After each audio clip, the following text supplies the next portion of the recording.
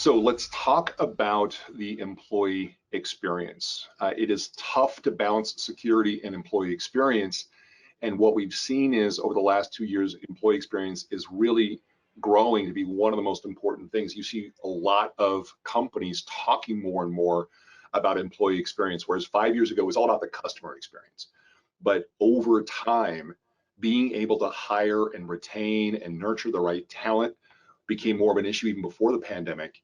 And now in October, we see that an overwhelming percentage feel like the impact on employee experience should be a major factor in which IT solutions they go with. Is this going to make the lives of our employees easier or harder?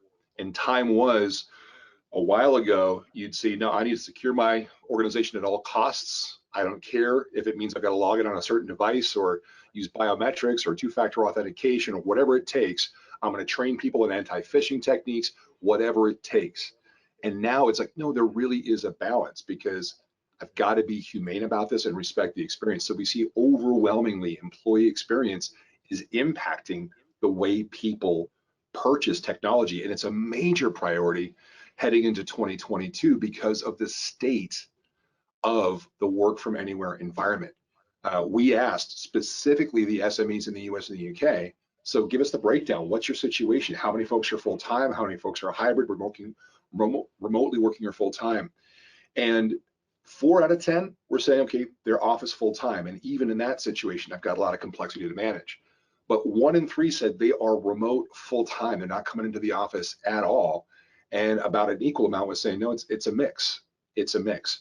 So more often than not, there's some degree of remote work going on, and that makes it that much harder for an SME IT admin to create a safe and smooth experience from anywhere. And Ben, it feels like this is only going to get even more important when you think about how many companies are trying to find the right talent, hang on to the right talent, and how important it is to attract and retain employees over time. Mm-hmm. Yeah, I have this conversation pretty much daily with IT people, and they're constantly looking for ways to enable their end users, what I like to call coworkers, right? Enable them to make IT magic happen, right? Creating that total employee experience is extremely underestimated.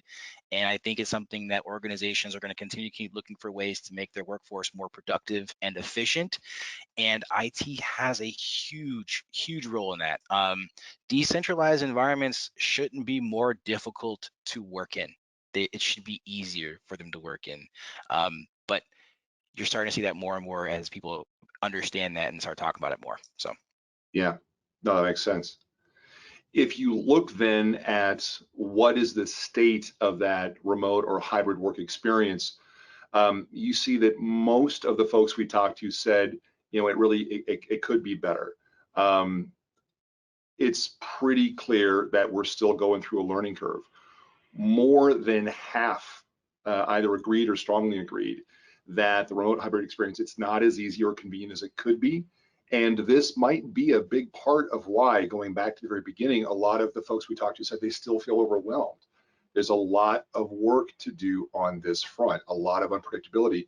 And for those SMEs, many don't have the standard set of practices that a larger company would to help them with governance and onboarding and everything else.